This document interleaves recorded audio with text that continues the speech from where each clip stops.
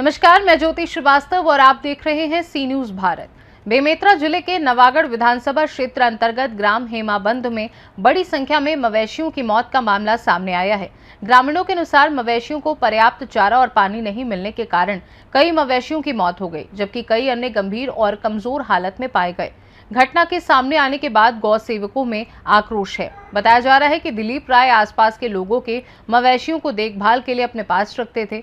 इसके एवज में मवेशी पालकों से प्रति मवेशी करीब 1200 से 2000 रुपए तक लिए जाने की बात कही जा रही है। आरोप है कि राशि लेने के बावजूद मवेशियों के लिए पर्याप्त चारा पानी की व्यवस्था नहीं की गई, जिसके चलते उनकी हालत बिगड़ती गई। मामले की जानकारी मिलने के बाद रायपुर से गौ सेवक आदेश सोनी सहित बड़ी संख्या में गौ सेवक ग्राम हेमाबंद पहुंचे और मौके पर मवेशियों की स्थिति का जायजा लिया। गौ सेवकों ने पूरे मामले की निष्पक्ष जांच कर जिम्मेदार लोगों के खिलाफ सख्त कार्यवाही की मांग की है। गौ सेवकों का कहना है कि जिस स्थान पर बड़ी संख्या में मवेशियों को रखा गया था, उसके संचालन के लिए पशु विभाग से आवश्यक अनुमति नहीं ली गई थी।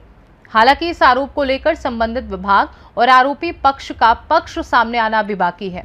गौ सेवकों ने चेतावनी दी है कि यदि मामले की निष्पक्ष जांच कर जल्द जिम्मेदार लोगों पर कार्यवाही नहीं की गई तो वे उग्र आंदोलन करने के लिए मजबूर होंगे।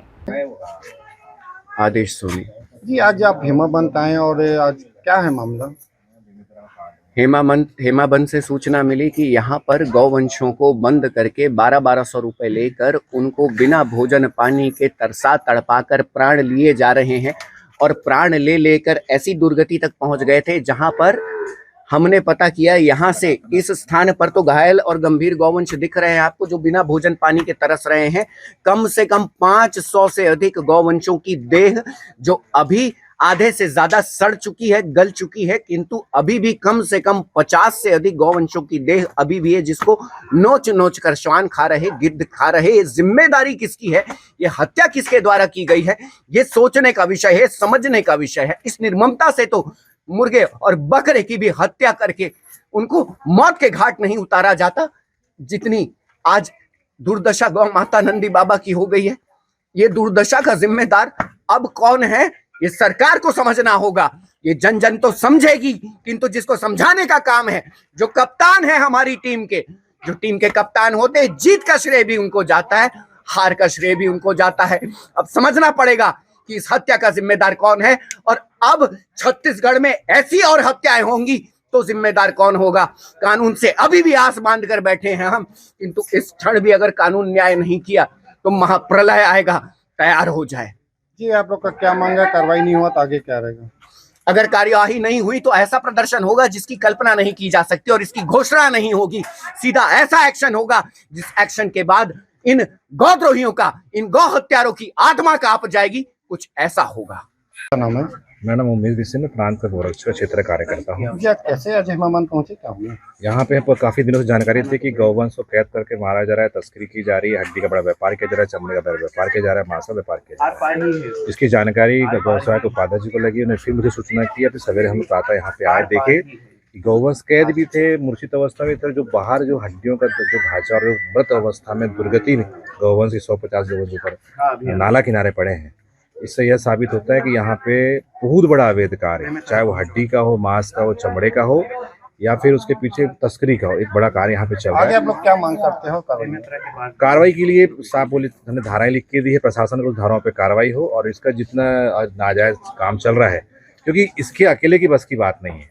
इसमें वेटनरी विभाग के जो उप संचालक है यहाँ के अपने बेमेतरा के भगत, इनका महत्वपूर्ण योगदान है। इनके संरक्षण के बगैर ये चल रहा नहीं है। कुछ और भी लोग हैं जो इसके पीछे, क्योंकि इस व्यक्ति अकेला नहीं है, इसके साथ एक पूरी टीम है, जिसमें वेटनरी विभाग भी शामिल है और कुछ तथाकथित नेता भी शामिल है। हेमाबंद में आज बहुत से जो गौ माता पूरे विचित्र हैं, कई का मौत हो गया है। आज कैसा क्या है, आप लोग पहुंचे हो?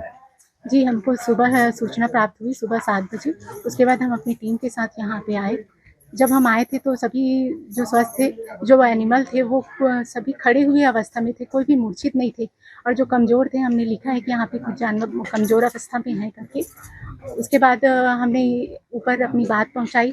जैसे कि हम आए थे तो उस टाइम जो मालिक थे, उनने जो बात बताई, उसको हमने अपने ऊपर के अधिकारियों को बताया। क्या विभाग को वो जानकारी दिया था ये कि पैसा लेके यहाँ रखते थे मवेशी?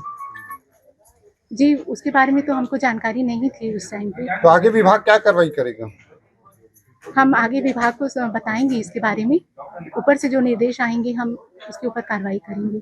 झेरिया में हुआ था, उससे भी बड़ा यहाँ अब देखने को मिल रहा है हेमाबंद में, क्या कहेंगे? जी, हेमाबंद मौत का बाजार बन गया है अभी।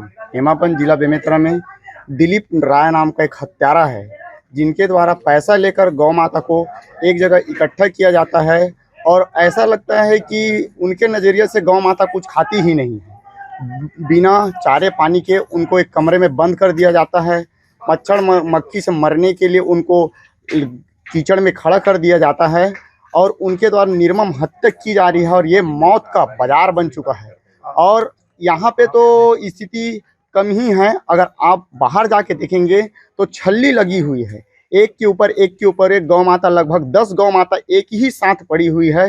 तो वहाँ देखेंगे तो वहाँ का नज़ारा एकदम ही दृश्य देखने की लायक ही नहीं है, ऐसी स्थिति में है वहाँ की गौ माता। बेमेतरा से सी न्यूज़ संवाददाता संजू जैन की रिपोर्ट। फिलहाल ग्राम हेमाबंद में मवेशियों की मौत और कई मवेशियों के गंभीर हालत में मिलने का मामला तूल पकड़ता जा रहा है और अब देखना होगा कि प्रशासन और पशु विभाग इस मामले में क्या कार्यवाही करता है। फिलहाल के लिए मुझे दीजिए इजाजत और आप देखते रहिए सी न्यूज़ भारत।